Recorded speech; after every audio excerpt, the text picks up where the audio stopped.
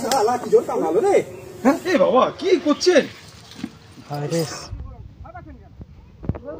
আমরা বলতে কি হবে?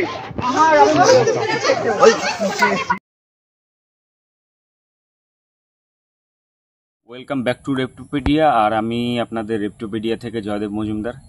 তো এমার্জেন্সি ভিডিওটা বানালাম, ভেবেছিলাম প্রথমে ভিডিও তৈরি করব না, কিন্তু এতটাই আফসোস হচ্ছে কালকে যে মর্মান্তিক একটা ঘটনা হাওড়া জেলায় হয়ে গেছে, তো তার থেকেই ভিডিওটা বানাচ্ছি। একজন আমাদের খুব কাছের মানুষ ইন্দ্রজিৎ আদক, এই দাদা, আমি যখনই কোনো হাওড়া থেকে রেস্কিউ কল আসতো তখনই এই দাদার কাছে অথবা আরেকজন আছে তার কাছে, সুরজিৎদার কাছে, এনাদের কাছে আমি কলগুলো করতাম। আর কাজের তাগিদে বেশ কয়েকবার দেখা হয়েছে দাদার সঙ্গে।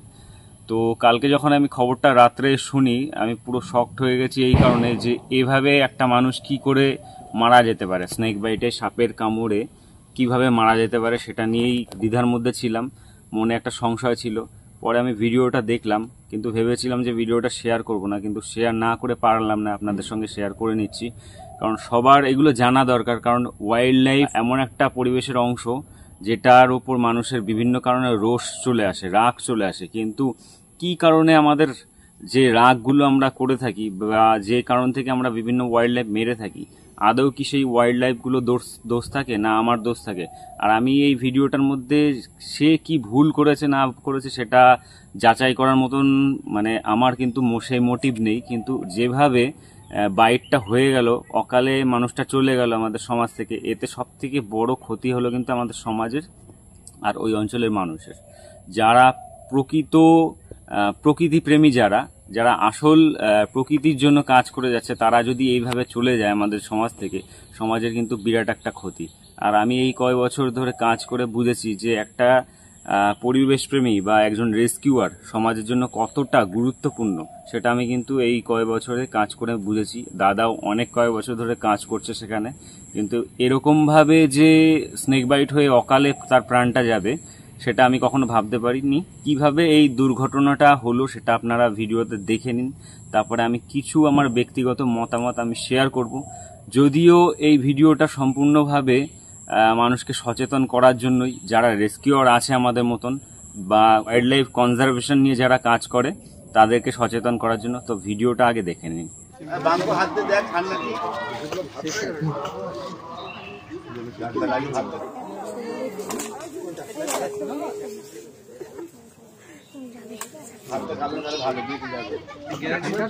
একদম ঠিকই বলেছে, এখানে সাপ এখানে থাকলে এটা কি সিস্টেমের জন্য দরকার, এটা আমরা সব কিছু ধরেছি নাকি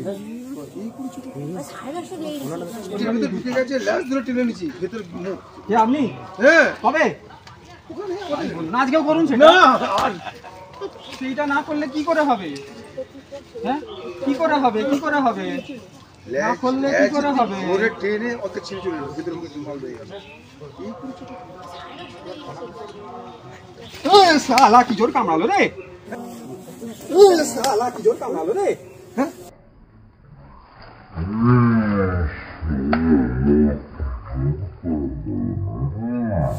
কামড়ে স্যাম্পল ভাই, কামড়ে স্যাম্পল ভাই।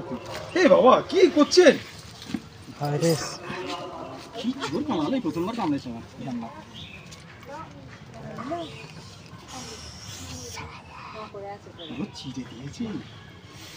আমি এটা করতে গেলাম কেন বলুন তো? এটা খুব বাজে জিনিস হয়ে গেল, আজকে হসপিটালে মরে যাই যদি।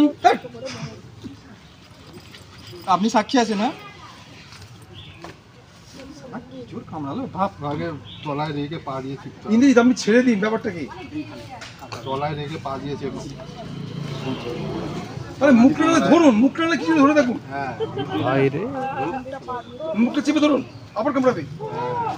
গলার কাছে ধরে দেখুন, জানা সামনে একটু বাবু। হ্যাঁ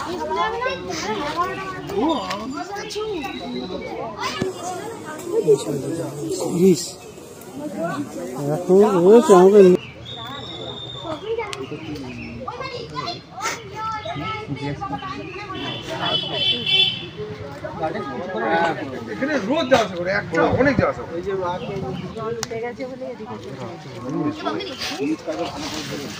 শান্তদা একটা ছবি তুলুন।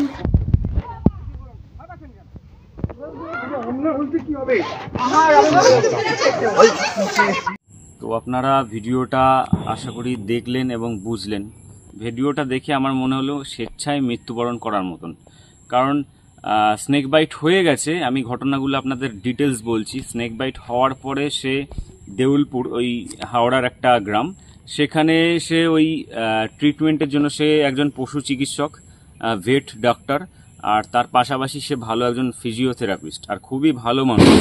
তো ওই ফিজিওথেরাপি করার জন্য কোনো একটা বাড়িতে গেছে, 11টার পর বাইট হয়েছে। সে 12টার দিকে একজন বয়স্ক ভদ্রমহিলার ফিজিওথেরাপি করার জন্য সেখানে গেছিলেন। সেই বাইট হওয়া অবস্থায় কিন্তু কেউটে এরকমভাবে কামড়ালো, তারপরে সে সেখানে একটা সামান্য ব্যান্ডেজ দিয়ে আঙুলে, এই অবস্থায় সে কিন্তু ওই ফিজিওথেরাপি করতে গেছে এবং সেখান থেকে এতটাই টাইম লস হয়েছে যে গোল্ডেন আওয়ার বলা হয়, গোল্ডেন আওয়ার রুলস অফ 100 যেটা রয়েছে সেটা কিন্তু হয়নি, প্রপার তো হয়নি। তারপরেও যদি সে ঘন্টা 1.5-2 পরেও যদি ট্রিটমেন্টটা নিত, তাহলে হয়তো ট্রিটমেন্টটা শুরু করতে পারলে সে প্রাণে বেঁচে যেত। কার্ডিয়াক অ্যাটাক হয়ে হসপিটালে যেতে যেতে কার্ডিয়াক অ্যাটাক হয়ে কিন্তু মারা গেছে, আর সেটা অনেক সময় পরে। গোল্ডেন আওয়ার মিস হয়েছে, রুলস অফ 100 প্রয়োগ করা হয়নি, প্রয়োগ করার সুযোগই দেননি তিনি। তো এই যে ঘটনাগুলো, এগুলো সত্যি মানুষকে, আমাদেরকে ভাবায় যে আমরা পরিবেশ নিয়ে কাজ করছি, সাপ নিয়ে কাজ করছি, বিভিন্ন প্রাণী নিয়ে কাজ করছি। যদি আমাদের মধ্যে এই ধরনের ঘটনা হয়ে থাকে তাহলে সেখানে তো আর কিছু বলার থাকে না। এরকমভাবে এই সুযোগ পেয়েছে, সে যথেষ্ট সুযোগ পেয়েছে। একটা বড় প্রশ্ন যে কেন নিজের ট্রিটমেন্টটা, নিজের জীবনের প্রতি যত্নশীল হলো না, যে তাড়াতাড়ি সেই ট্রিটমেন্টটা নিলে সে আজকে দিব্যি আমাদের মধ্যে থাকতো, বেঁচে থাকতো অবশ্যই। এটুকু আমার বিশ্বাস আছে চিকিৎসা ব্যবস্থার প্রতি। তো এইভাবে যে বাইটটা হওয়ার পরে আমি নিজের যত্নটুকু আমি নেব না, নিজেকে আমি হসপিটালে নিয়ে যাব না, যদি এভিএস ঠিকঠাক শরীরে প্রবেশ করানো যেত তাহলে অবশ্যই আজকে বেঁচে থাকতো সে, এটুকু দৃঢ় বিশ্বাস রয়েছে। কারণ চিকিৎসা বিজ্ঞান আগে থেকে যথেষ্ট উন্নত হয়েছে, এখন পলিভেনান্ট অ্যান্টিভেনাম রয়েছে। তারপরেও আমরা যদি এগুলো না বুঝি যে সাপে কামড়ের পরে সময়টা কতটা গুরুত্বপূর্ণ, যার কারণে কিন্তু এই সময়টাকেই কিন্তু গোল্ডেন আওয়ার বলা হচ্ছে। তো এই কারণেই কিন্তু বারবার আমরা এই ভিডিওগুলো করে থাকি যে মানুষ, আমরা প্রকৃতির জন্য কাজ করছি ঠিক আছে, কিন্তু নিজের জীবন, একজন রেস্কিউয়ারের ফার্স্ট মনে রাখা উচিত তার নিজের লাইফটা। তারপরে যে প্রাণীটাকে আমি রেস্কিউ করতে যাচ্ছি সেই প্রাণীটার প্রতিও একটা যত্নশীল হওয়ার দরকার, সেটাকেও একটা রেসপেক্ট দেওয়া দরকার। বঙ্কিমের ক্ষেত্রে যে ঘটনাটা, সেটা বারবার মনে পড়ে যাচ্ছে কালকের থেকে এই ঘটনাটার জন্যই। তো আপনাদের সবার কাছে হাত জোড় করে আমার রিকোয়েস্ট, যারা রেস্কিউয়ার আছেন, যারা সাপ নিয়ে অন্তত কাজ করেন, এই বিষধর প্রাণীগুলো নিয়ে কাজ করেন বা ডেঞ্জারাস যেসব প্রাণী আছে তাদের নিয়ে কাজ করেন, অন্তত নিজের জীবনের ঝুঁকিটা নেবেন না। কারণ সেই একটা এলাকা কিন্তু একটা ভালো মানুষকে কিন্তু হারালো। তো দেখা হচ্ছে অন্য কোনো ভিডিও নিয়ে, ততক্ষণের জন্য বিদায় নিচ্ছি। সবাই আপনারা অনেক অনেক ভালো থাকবেন, সুস্থ থাকবেন, সাবধান থাকবেন।